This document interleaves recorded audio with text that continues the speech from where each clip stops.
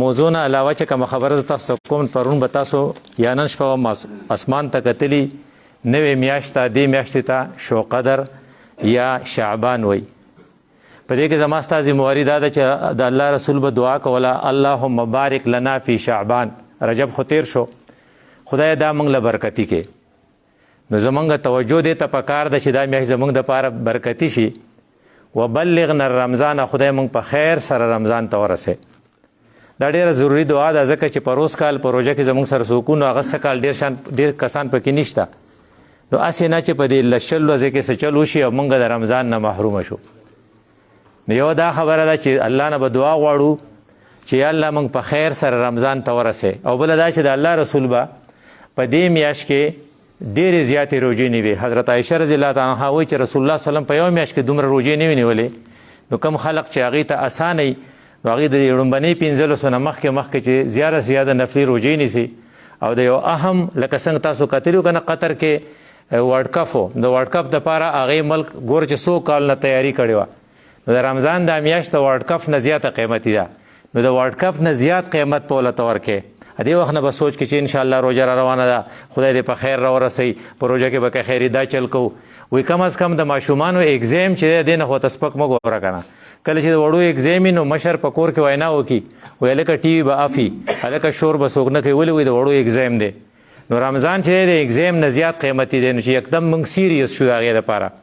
دا یو خبره. دویمه خبره دا چې د نیوټن یو دریم قانون و چې په کم زور باندې ته کم شی ارتاو کې پاک زور به تا ته واپس راځي.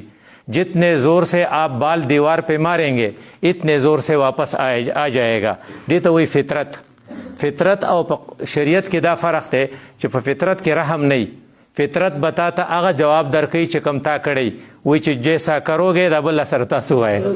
ویسا بروگے. ټیټ فار ټیټ ایز یو ګرو سوشل یو ریپ، ایز یو ریپ سوشل یو ریپ. دا چې موږ ته ویلي وو مخکې دې لپاره دې نه پته لګي چې د فطرت قانون ډېر زیات سخت دی، او قرآن دې طرف ته اشاره کړې ده چې ګوره تاسو ینګس چې دي که نه ینګ کسان دي د فطرت ته د قانون نه خبر شئ. یو کس ته موږ اکثر کسان که ملیشیا ته ځو نو په ملیشیا کې یو جومات ته انډیا جومات ته وایي، دا د کولالمپور په دې منځ کې دی. نو په دې کې هغه منزله راځي رحمت نوم دی، رحمت چاچا، نو ډېر ډپریس دی، پریشانه دی. نو دا نور ملګري ورته ګوري نو وایي چې په ملیشیا کې بعضې هوټلې په هغه وخت کې به وایي داسې بعضې هوټلې داسې دي چې په هغې کې شوروا هسې ورکوله. نو رحمت چاچا به هلته هسې شوروا واغسته، یو 2 ککوړې به پسې واغستله، ډوډۍ به وخوړه او شپه ورځ پریشانه. دې ځای دا مرکز کوم ځای دی؟ څه نوم ورته وایي د هغه ملک کلالمپور ناخوا چې دی سر پتالین ګران غونتې نوم یې دی، زه ورته تللی وم. نو په هغې مرکز کې تبلیغي جمعه اجتماع د جمعې شپه ده. نو دا ملګری وایي چې مونږ وایي چې یاره نن به ځو او شبې جمعې کې به بیان واورو، دغه الفاظ ډېر خواږه، بیان به واورو او بیا به خپل پاکستانیان ځان له لږ ګپ شپ ولګو، د شپې لږ یو بل ته دغه شو. رحمت چاچا ځان سره بیا یو وي زه پسې ګرځېدم. رحمت چاچا بره په 2م چت کې په 3م چت کې چېرته و، وي زه چې ورلم نو بس نډال پروت و، د لوږې نم خراب شوی او تبې م نیولی او ناجوړه و، دیوال ته یې ډډه والې وه. وی ما یکدم ښکته راکوز شوم، غله مې لږه روټۍ ووړه او څه ګولۍ مولۍ مو لوړې چې رحمت چاچا لږ ښه شن. ما چې چاچا ته ولې دومره پریشانه یې؟ وی هغه چې زه به راته سوام. دا و د پنجاب. وی رحمت چاچا وی چې داسې چل دی چې زه په کور کې وران وړوکې وم، نو زما نور وړونو سبق وی ما نه وی. نو چې کله زما پلار ما له واده وکړو نو زه خپلې ښځې په صلاح باندې ما خپل پلار ته چې ما له خپله حصه راکړه.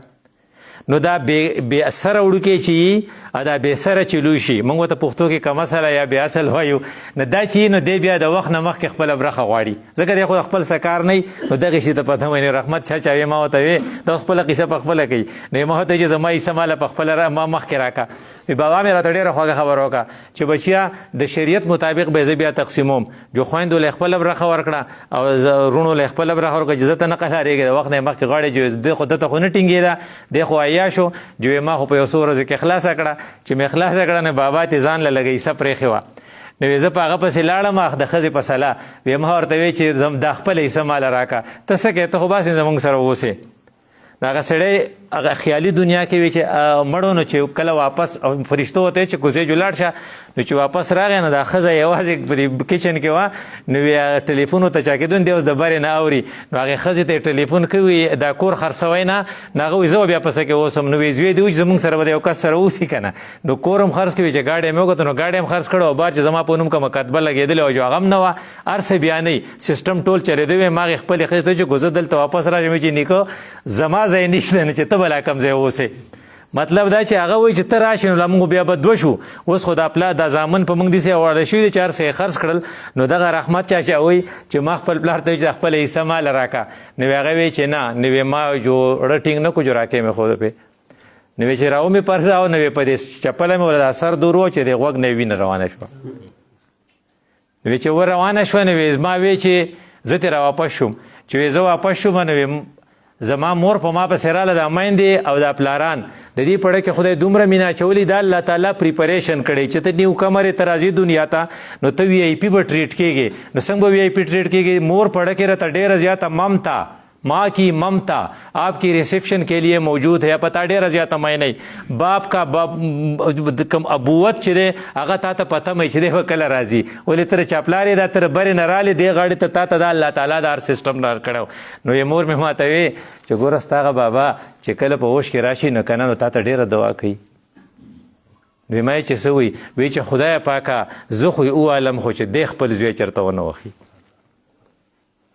نو وی خو چې خور دې بله خبره وکړه دا خویندې په دې ورونو ډېرې مینې او خویندې ډېر قرباني ورکوي وی چې خور دې بله خبره وکړه وی خور دې وی چې زما هغه حصه چې ماله راکړې دا زما دې رول ورکوي چې دې رضا شي وی زه په فاتحانه انداز کې کور ته رالم او یې ښځې ته مې وی چې که خیرې کار وشو او د خور برخه راته میلاو شوه او یې مې په یو څو ورځو کې والوزوله وی بیا ما یو زامن مې نه کېدل نو بله ښځه مې وکړه بله درې خو مې ښځې وکړې 11 میلیونه شوې او سوونه جو د ملایه ته راورک شوم وی اوس را سره هر ورځ غمي څوک غواړي نه وی زما په خیال د پلار هغه خیرې یا هغه دوا خدای قبوله کړې د جزوی نه راکړي ځکه چې وراکي چې خو بیا مې واقعي ځکه د فطرت کې خو رحم نشته فطرت کې خو جیسا کروگے ویسا بروگے جس نے باپ کی قدر نہیں کی اس کا بیٹا اس کی قدر نہیں کرے گا خو جو خدای پاک وایي زه هغې ته کتلی دي نو زوی راکوي نه په زوی دپاره مې 3 ښځې وکړې اوس مې وی دا حال دی وی بیا رحمت چاچا دغه شان پروت و د لوښې نه خراب شو موږ پاکستانیانو ورته چنډه وکړه دی د فیصل آباد و ای بیا هلته کې په خپله چنده ولېږو لږ یو کال پس پته وشو چې رحمت کاکا مړ شو نو یو کردار دی کردار د ټټ پار ټټ هغه مثال چې جیسا کروگے ویسا بروگے بل کردار یو ډاکټر صاحب دی هغه خپله قصه کوي وایي چې زه غریب یم نو ما سره څه شتی نه نو زه اخبارونه خرڅوم چې اخبارونه یې خرڅول او په دې باندې خپل فیس میس برابروم میډیکل کالج کې به سبق وم نو د لوږې نه په یو ځای کې خو ما هم یو ډاکټر صاحب داسې لیدلی و چې هغه سهار چای نه اوس کړی په سر یې دړو نو په کلاس کې اوده و ځکه چې پیسې ورسره د چی نه وې وایي زما سره پیسې نه وې نو ما به بیا دغه کول ما به اخبارونه خرڅول نو د لوږې نه زه د یو کور مخې ته رارتاو شوم نو چې رارتاو شوم نو د هغې کور مشره زنانه چې هغه چې راووته هغې چې ما ته وکتل نو هغې ما له یو 2 ګیلاسه پی راوړل چې ما په اوس کله سترګې مې رڼا شوې ما چې وکتل نو ښځه خو ما ولیده د هغې نه پس ما بیا خپل کار شروع کړو ما بیا MBBS وکړو بیا FRCS وکړو بیا زه نیورو سرجن شوم هلکې ورځې پس بیا هغه زنانه فالج هغې ته وشو که نه چې فالج اوس ځکه هغه چې زه غټېدم نو هغه هم بوډۍ کېده که نه چې فالج اوس زما کلینیک ته یې راوړه چې کله ما هغې له سروس ورکړو د هغې بچو ما ته ډاکټر صاحب فیس دې څومره شو ویې ما وایي چې 2 glass of milk which is already paid بس 2 ګیلاسه پی و او هغه ما له دې بخاره کړو دې ته وایي احسان کا بدله احسان چې کله ته دغه کې که نه احسان کې نو د احسان په بدله کې به احسان کې او انسان کمزوري دا ده چې دی په نصیحتونو دوره نه متاثره کېږي څومره چې د احسان په بنیاد متاثره کېږي چې ورسره ښه وکړل خو دا هغه سړی کوي چې هغه ته فطرت سلیمۍ نو الله وایي چې ګوره ما تا ته چې کله ته راتلې تا لپاره انتظام ما کړی خو ولقد وصینا الانسان بوالدیه ما ورته وصیت کړی چې د خپل مور پلار سره نو څه کوې احسانا نو دا 3 پیرې الله تعالی ویلو صورت لقمان کې ورته هم ویلو په صورت عنکبوت کې ویلو دا چې ما وایي تاسو ته صورت احقاف وایي نو احسانا نو هلته وایي حسنا نو بل ځای ووصینا الانسان بوالدیه 3 پیرې چې خبره خدای پاک وکړي ځکه چې ته کله راتلې نو دا مور تا ته پته مه وه خو په مور په پلار کې دا فرق خو چې مور ډیر سرویسز درکړو ایز کمپیر ټو پلار د پلار په مقابله کې کم کارونه چې مور کولی شي هغه د پلار نشي کولی. مثال په تور ړمبنی حملته امه کرحا حمله کرحا ووضعه کرحا د هغې هغه حمل او یعنې په خېټه ګرځول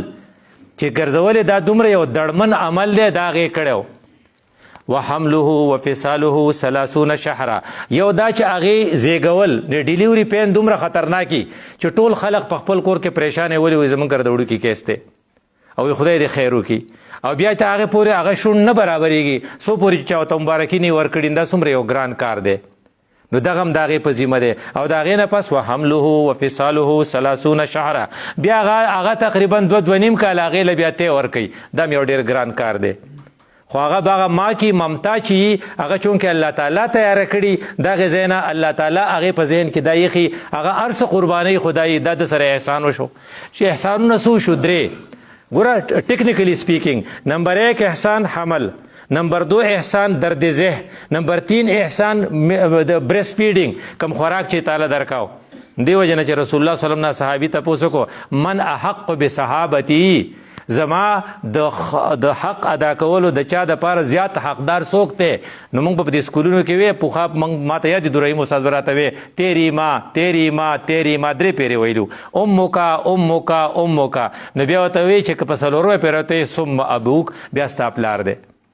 نو دا ګوره 3 کارونه هغې ایکسټرا کړي نو 3 پیرې د هغې قیمت د هغې پلار نه زیات شو ځکه چې هغې دا کارونه کړو دی کې پلار څه کنټریبیوشن نشته البته پلار چې دی دا ټول هر څه سپروایز کوي نو کله چې یو سړی اصلي او د هغه د احسان د چا نه یېرئ نو چې احسان نه یېري نو ډاکټر صاحب چې هغه وی چې هغه 2 ګیلاسه پی ماله پوخا راکړو دغه زما بیل دی او بل طرف ته چې کم چاچا ما وې رحمت چاچا چې کم کړو هغه ته خپل انجام میلاو شو. نو الله تعالی په صورت احقاف کې تا ته دا ښیي چې وحمله وفصاله 30 شهرا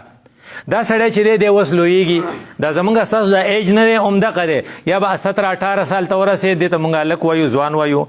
نو حتی بلغ اشده دی اوس ځوان شو د 18 years ایج دا تاسو زما په خیال فرسټ ایئر سیکنډ ایئر سټوډنټان چې دا همدقه یي نو بلغ 40 سنه او بیا چې په ورو په بره ځي جو 40 کالو ته ورسي 40 کاله انتهایي میچوري د دې وجې نه وایي چې کله 40 کاله کې ته سم نشې که نه نو نه سمیږې نو هغه یو قول دی اذا بلغت 40 نو بیا داسې چې کوه فخذ حذرک بیا ډېر احتیاط کوه. نو موږ چې کم کسان 40 سال ته رسېدلي هغې له خو ډېر زیات احتیاط پکار دی 40 سال نه پس چې ته سم نه شې نو هلکه کله به سمېږي نو سړي ته وایي چې هلکه ګیره دې سپینه شوه تر اوسه پورې هم نه سمېږي وایي نه زه هلک یم لا ما سره لا وخت شته او بعضې سړی چې هغه سیریسي او هغه اخلاص یا په خبره پوهېږي نو هغه هر وخت د هغه سره غمي چې هېڅ پته نه لګي چې خدای پاک د خپل نعمتونه کله زمان علي یو سړي ښځه مړه شوه نو یکدم چې کوم دی د بچي یتیمانان شو په کور کې د هېڅ څوک هم نه نو هغه به ډاکټر صاحب کور مې وران شو مې دې ته باډو ستا فکر نه وي بلکل ورته زما فکر نه زموږ خو ته فکر نه وي الله تعالی خپل نعمت چې کله یو پیروالي بیا یې نه ورکوي نو هغې ته ځکه ورته وایي چې وبلغ 40 سنه نو کله چې 40 کال ته ورسي نو اوس د کیریکټر پته به لګي یو دی پازیټیو کیریکټر یو دی نیګیټیو کیریکټر نو پازیټیو کیریکټر ته ګوره موږ به ټول کوشش کوو چې پازیټیو کیریکټر کې څه وتی ربي اوزعنی زما ربه مالا توفیق راکې ان اشکر نعمتک التي انعمت علی زما ربه تا زما سره ډېر زیات ښه وکړل چې زه د دې شکر ادا کړم. ښه سړی چې اصیل سړی چې دی به د منعم شکر ادا کوي دیو جن وایي د سکولونو هلکان چې دی لږ غونته کې باغیاني نو وایي دی د استاز په باره کې دا وایي هغه پورې چې را روان دی که نه دا زموږ په 10م کې استاز و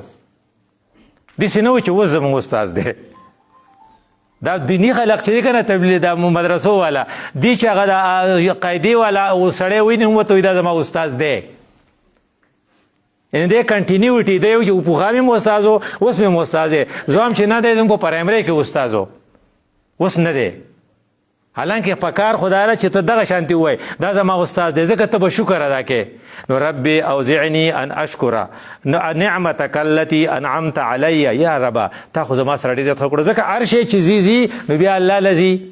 لکه مثال په تور موږ وایو چې دا بجلی ده، نو دا خو بجلی نه ده، دا خو دغه نه راغلی ده، د سواړی ده، هغې ته څه وایي ګریسټیشن نه راغلی ده. نو بل سړی وایي نه دا د وابډا نه راغلی ده. نو دا چې ته پسې خواځې، نو هر څومره نعمتونه چې تا ته میسر دي، د دې اصل اوریجن، اصل کریټر، اصل خالق خو الله نه دی. دی وجه نه دا سړی هوښیار و، دا هلک اوس 40 سال ته رسېدلی دی، دی اوس ځوان دی، رده ګیره برېت راغلی دی. نو دی څه وایي ربي اوزعنی ان اشکرک، دا پازیټیو تینکر دی، دی به هر وخت مزې کوي. دی څه وایي ان اشکر نعمتک التي انعمت علی وعلى والدی، زما د مور پلار ته هېرېږي نه، هر وخت ورته یادېږي، په هر سټیپ کې د هغو سره دې مخه کړي. دغه پلار وغیره چې یې که نه، هغه ځان ډېر زیات کړولی. نو هغه یو کس و که نه، ما په خپله ولیدو، نو هغه د مړه وې د خرو بچي نه بچی و. نو بیا چې کله هغه بابا یې ناجوړه شو، نو هغه په هسپتال کې په KTH کې داخل و. ما یې اوس و یاره وې زه سره په هسپتال کې نشم پاتې کېدی. نو دی ته ګوره اوس نیوټن والا قانون دی، د سره به څه کېږي. ما بیا ما هغه ټریس کاو، نو هغه په خپله باندې چې په خپله بد حلو، نو په پردۍ ځمکه کې دغه کو، په کومه ځمکه کې چې خښ کو، نو چې خښ کو، نو هغه سړي رالی وي، دا خو ده په ما خرڅه کړې وه، د لوپرۍ د وجې نه هغه ځای یې بیا نه و، دا بیا په خپل هغه بدللی. د دې وجې نه وایي وان اشکر نعمتک التي انعمت علی وعلى والدی. او بیا څه ورته وایي چې هغه زما سره تا چې کوم ښه کړي وو، نو هغه چې د هغې زه وکړم، نو ان اشکر نعمتک التي علی وعلى والدی وان اعمل صالحا، خدای ما له توفیق راکړي چې زه ښه کارونه وکړم. دې وجې نه د نوجوانانو غټه ذمهواري دا ده چې هر وخت د الله ته متوجهي، او چې دا لازم دی چې دا دعا تا ته یاد دی. هغه یو سړی فریاد وکړو، یو زبر ته چې بچي مې ښه نه دي، خراب دي، هغه دا دعا وایه که نه،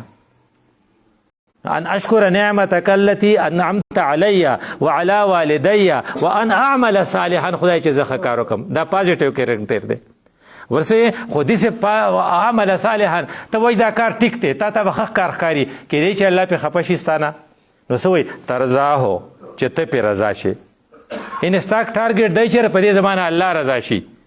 ټول توجه دې دې ته ترضاه انعمت علی وعلى والدی وان اعمل صالحا ترضاه. نو بیا ورسره څه وایي واصلح لی فی ذریتی، زما ربه ما اوس خو زه هلک یم که نه، بچي مې لا نشته، په کار ده چې 18 سال نه چې څومره وختي واده وکړو، یاره پلاني لیټ واده کړی، بچي واړه دي، په خپله خراب شو، هارټ اټیک ورته وشو، اوس په دوکان کې ورسره په هسپتال کې ورسره څوک شته نه، ځکه واړه دي. وایي دا ولې واړه دي؟ وایي واده یې نه کوو. نو کوم چې 18 سال کې کړی، وایي د خدای فضل دی ډېر چې بچي دي، او یو سره په هسپتال کې دی، او یو هلته دی، او د کور کاري هم برابر دی. نو دې وجه نه دې کې دې ته اشاره ده چې څوک کولی شي واده نه چې وکړي، ځکه چې دی په دغه وخت کې وایي، ځکه د یو شی فلما بلغ اشده 18 years، 18 کاله کې سړی ځوان شوی، نو ورپسې و بلغ 40 سنه، کم از کم چې 40 سال ته رسېدلی، نو بیا دله پکار چې د بچي، نو د سره بیا غمي واصلح لی فی ذریتی. وایي ګوره دې ټرمینالوجي ته ګوره، اصلح لی، د دې اصلاح وکړه زما د خیر دپاره، او مزې بستای. دومره مزې په دنیا کې خو مزې دا خلق یې نه، هغه یو که نه زموږ دا کوم غټ غټ خلق چې د دې بچي کور نه، یو په انګلینډ کې، نو یو په امریکا کې، نو یو په دا کې، نو هغه یو زنانه وه، نو د هغې لوڼه، نو لوڼه یې پایلټانې شوې، جاز یې چلاو. نو جاز په ظاهر خو دا ډېر ښه دي، خو دی غریبه خو یوازې وه. نو هغه ته وایي ستا بچي څه دي؟ نو یو په پلاني ځای کې میجر دی، بل په پلاني ځای کې فارن افیرز کې دی، بل په سفارتخانه کې دی. وایي ستا د هغو غټ غټ برېت وه، ډېر شی دغه و سره ټوپک یې ورسره وي، د دې برېتو ول نه یو مال راکړه، زما هغه ټول ستا شو، ځکه زما خو په کار نه راځي که نه.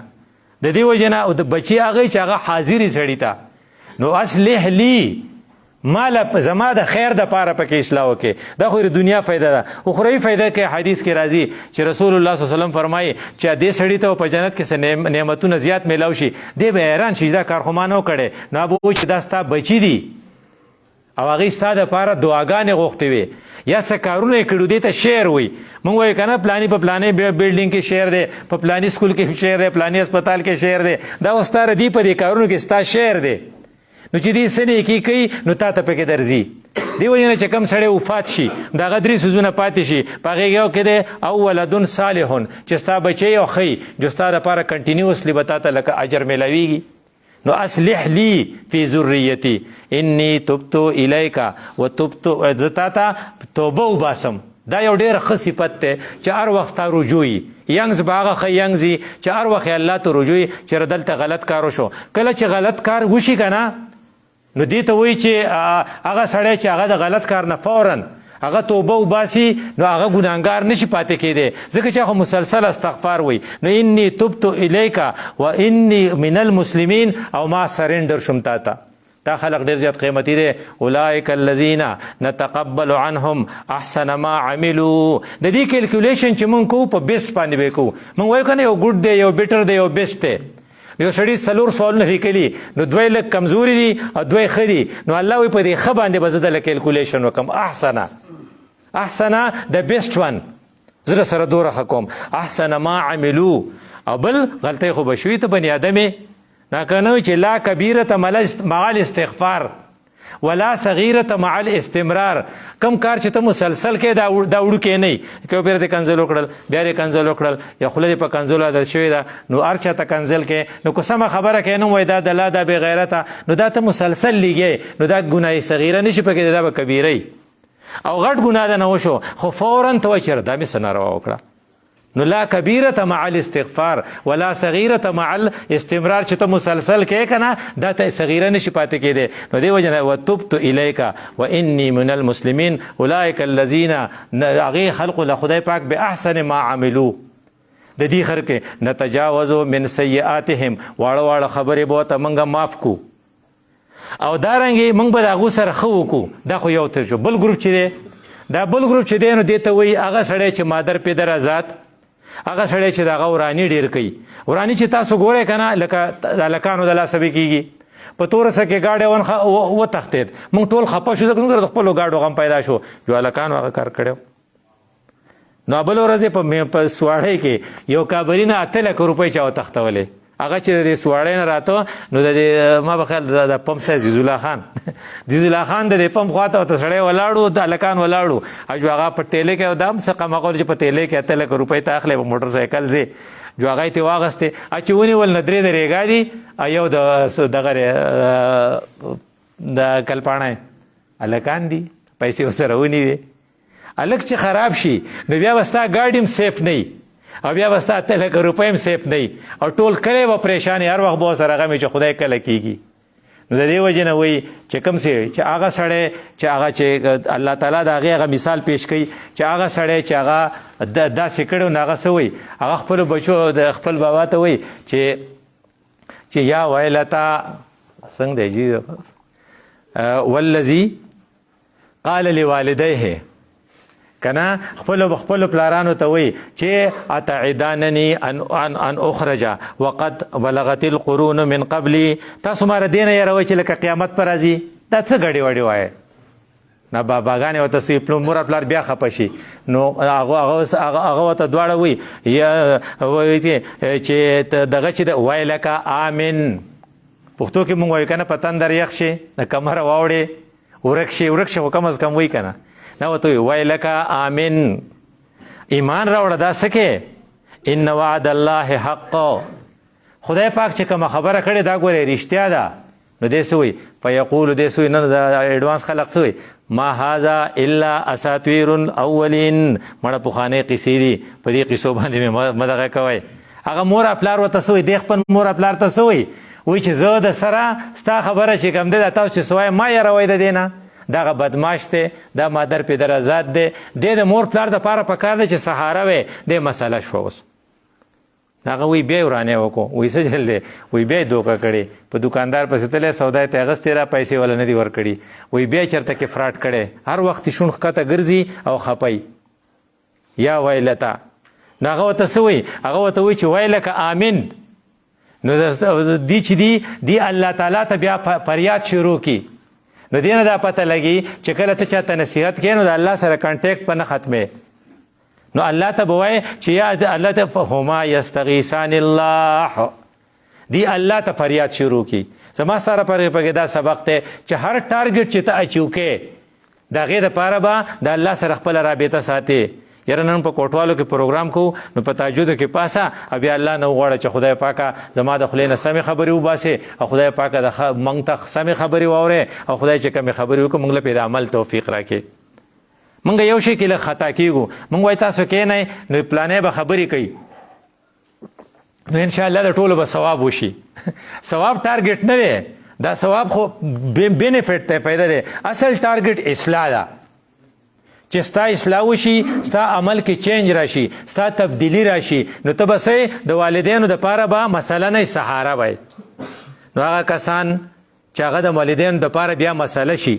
نو د هغې نه که تا تپوس وکړو نو هغې به پته ولګي. هغه بیا تا ته وایي چې ته به ته چېرې ته ولې داسې ټپ شوې، نه به تا ته وایي چېرې بس د هلکانو او د جینکو بس غم اخیستی یم او داسې پریشانه یم چې بس د سترګو د لګولو پاتې نه شم. دې ته وایي وهما یستغیثان الله ویلک آمن ان وعد الله حق.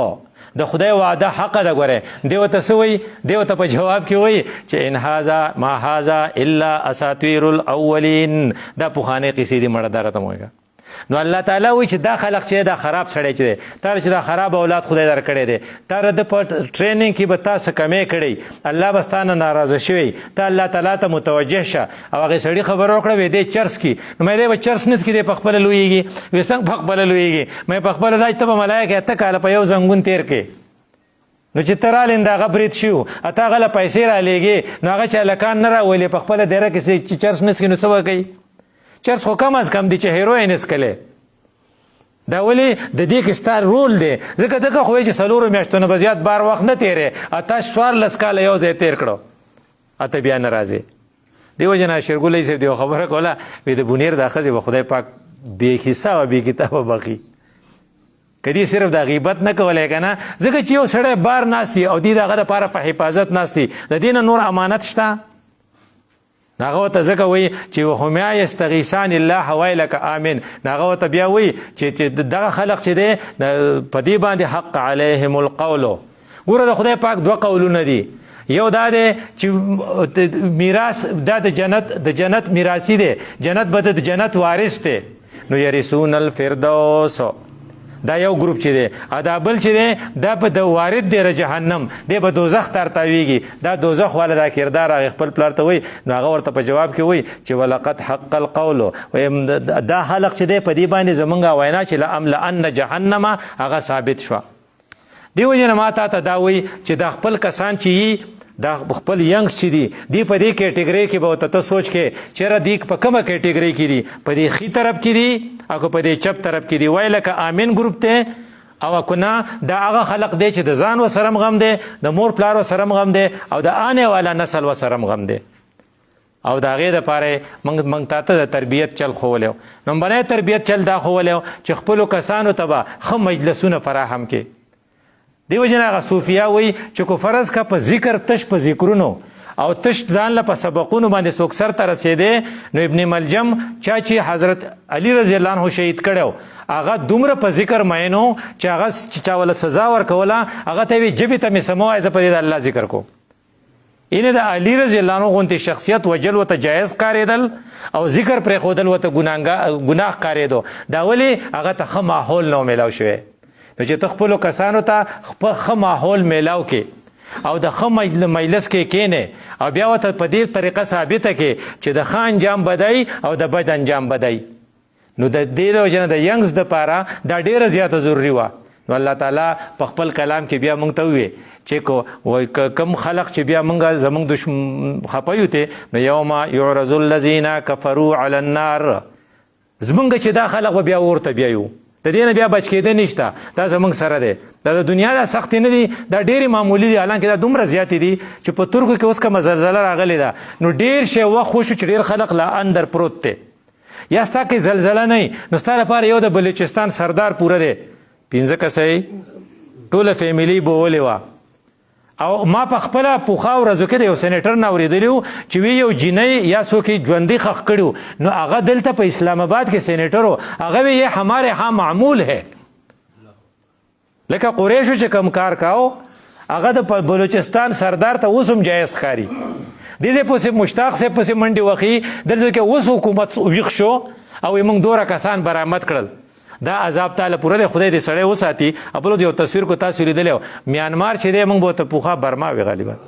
نو د برما کسان اوس هم په انډونیشیا کې اچې ورته وایي که څه، دا چا جنگل دی په هغې کې بربنډ هغې پرتوګ ایلاغه بس د هغې قدر تی ځکه کپړه خو نه یې هلته که نه دا وخت په ما ته هم راتلی شي نو یوم یعرض الذین کفروا علی النار دا د اور مختلف قسمونه دي دا موږ چې تاسو ته وویل بلوچستان والا ځان له اور دی خو د اور اکسټریم چې دی هغه بیا جهنم دی علی النار نو څه به ورته وایو دا یو ډېر عجیبه خبره ده اذهبتم طیباتکم فی حیاتکم الدنیا وی کومه خبره چې کافر ته مخامخ شوي چې ستا سره خیال ته ځان ته مخامخ که چې دا به زه او کم خلق چې ځان باندې راړي که نه هغه خپله اصلاح کوي لکه مثال په طور باندې په صورت یاسین تاسو له به درځي نو چې کله دې آیات لر ورسې وامتازوا اليوم ایها المجرمون مجرمانو تاسو ته ډډې ته شئ نو تر خپله فیملي رایاده که کوس ما ته وایي ته ډډې ته شه دا بچي دي خو تا ډېر ګن کپی کړی وي ته ته خوا شه هغې به څه حالي وامتازوا اليوم ایها المجرمون نو چې سړی کله په ځان راولي نو دغې صحابه و په ځان راوستو وی لکه دا خو د کفارو خبره ده وی خبر نه یم یوم یعرض الذین کفروا علی النار نو څه ورته وایي اذهبتم طیباتکم فی حیاتکم الدنیا په دنیا کې لکه سار چې ته پاسېدې جو املیټ تیار و ورسره هګۍ وه الله د پاس چې پیچي ته څه وایي مرچ څومره مزه کوي اذهبتم طیباتکم فی حیاتکم الدنیا وی غرمه بیا لسو بجو چای دی ویسکلی د کور نه بس بار ته پیاده نه ځې ګاډی به راپسې راځي او که شاغستان دې پسې هم ګاډي لیږلي نو ما به خیر توره څنګه نه به اوس څوک ستاسو دغه ته هم پیاده نه ځي ولې پیاده ولې لاړ شم اذهبتم طیباتکم فی حیاتکم الدنیا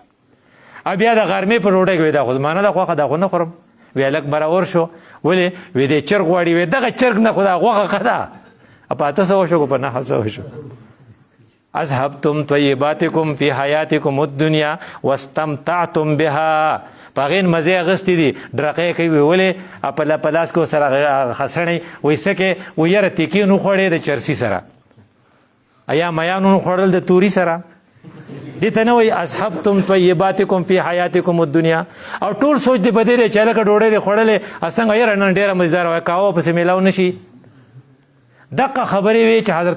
حضرت عمر فاروق رضی الله عنه تکې شوی دی اوبه یې وله راوړې پای کې دغه شربت یې وله د ګبین رخ کړی او هغه دا آیات ځان ته رامخې ته کو یاره وی ما خو اورېدلي دي چې الله تعالی د داسې خلقو بد ویلي دي چې کم خلق خپل شهوات او خواهشات په دنیا کې پوره کوي ګور حضرت عمر فاروق رضی الله عنه غوندې سړی د هغه دا توجه ده عبدالرحمن ابن عوف رضی الله عنه روژه ماتوي روژه ماتي ګوته سامان ډېر شو یکدم فکر دی خبرې ته لاړ او دی وی چې ګوره زما ملګري زما نه ښه هر سړی پر ځان نه ښه ګڼې حضرت حمزه رضی الله تعالی عنه او مصعب ابن عمیر رضی الله تعالی عنه هغه د احد په غذا کې شهیدان شو او کفن نه و او ما ته دا څیزونه پراته دي نو بعضې خلقو له خدای کو د خپلو عملونو جزا په دنیا کې ورکړي په آخرت کې خو به هېڅ پاتې نه شي دې وجې نه چې کوم خلق په دنیا کې ډېر کړېږي نو هغه یقینا چې کړېږي خو د آخرت په لحاظ سره د هغې فیوچر لږ ښه لګي لکه سډن ډیت یو سړي ته وشو هغه ته نه د توبې موقع میلاو شوه نه د قرضو د واپس کولو موقع میلاو شوه نه د کسانو ته د خدمت موقع میلاو شوه یو سړی اوږد پاتې شو نو زیات امکان دی چې الله تعالی به معاف کړی ځکه په دې تکلیفونو باندې نو هغه عبدالرحمن ابن عوف رضی الله عنه چې کوم الفاظ ویلي هغه وی وقد بسط لنا من الدنیا ما بسط په دنیا کې خو موږ ته ډېر زیات نعمتونه میلاو شو کله چې دا نعمتونه کوم موږ یاره پخوانۍ څه ورځې وې دا وې نو هېڅ پته یې نه لګي چې کیدای شي دا ستا لپاره د مصیبتي لقد خشینا ان تکونه حسناتنا عجلت لنا هسې نه چې زموږ د نیکو اجر موږ له دلته راکړی شي هلته راته رانکړي نو دا آیات ما ته دا رایادوي اذهبتم طیباتکم فی حیاتکم الدنیا فذوقوا عذاب الخلد خونې په اوس تاسو د شرم عذاب بدله در کوم بما کنتم تستکبرون د دې وجه نه چې تاسو به تکبر کوو دا تکبر نه دی مبارک یو خبره ډېره مزداره سړي ته ځان په دې بد ښکاري دې وجه نه وایي ساصرف عن آیاتي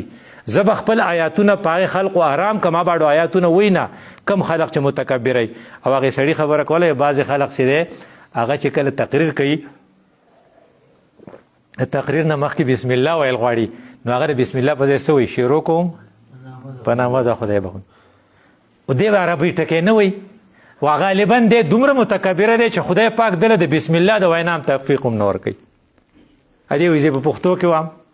پښتو چې سل پیرې راجمع کړي هغه د قرآن عربۍ ته نه رسي هغې خو خپل هغې کې خو ویلي که نه قرآنا عربیه دا ما په عربۍ کې نازل کړی او تجوید به یې په عربۍ کې نو ته اوس ښه بسم الله الرحمن الرحیم ویلی شي، خو دومره بدقسمته چې د هغې په ځای وایي شروع کوم په نامه د خدای چې بخونکی مهربانه دی. دا ولې دا ستا په ډه کې تکبر دی. الله ویلو چې تکبر والا به زه چم نه. دلته څه وایي؟ بما کنتم تستکبرون بغیر الحق وبما کنتم تفسقون، او ځکه چې تاسو به فسق کو. نو فسق د عمل سره والا، تکبر د زړه، یعنې په ډه کې تکبر او په لاس عنواني کول. زما ستا لپاره پکې دا سبق دی چې د نوجوانانو دوه کیټیګریز دي. یو هغه دي چې هغه د خپل والدینو دپاره هم غمجني او د خپل اولاد دپاره هم غمجني، او یو هغه دي چې هغه ته والدین نصیحت کوي، نو هغه ورته وایي چې وقد خلت القرون من قبلي ما هذا الا اساطیر الاولین. دا ګډې وډې راته مه وایې، ما په دې مه خرابوئ. موږ به کوشش کوو چې زمونږ نوجوانان او زمونږ جواني، ځکه جواني دومره قیمتي ده چې الله تعالی د قیامت پر ورځ د قیمتي څیزونو تپوس کوي. نو هغه وایي وعن شبابه فيما ابلاه، دا لکوالی دی پسې کې ختم کړی. دا چېرته نه دی ویلي چې دا بوډاوالی دی پسې کې ختم کړی. زموږ د بوډاګانو نه باړو تپوس نشته. د بوډاوالي دا ټایم چې دی دا تعالی الله مقدر کړی دی چې ته پکې خپله اصلاح وکړې، خو اصل قیمتي ټایم دا لکوالی دی او د دنیا راته او د دنیا خرابتیا دا په هلکانو او د نوجوانانو په هدایت باندې ده. که دی په هدایت وي نو نه به ترې څوک ګاډی تختی، نه به 8 لکه روپۍ علي څوک، او نه به د رحمت باچا رحمت رحمت کاکا په شانتي بیا په دغه انجامي. او که فرض که دا خراب وي نو دا انجام چېرته تللی نه دی. اقول قولي هذا استغفر الله لي ولكم ولسائر المسلمين.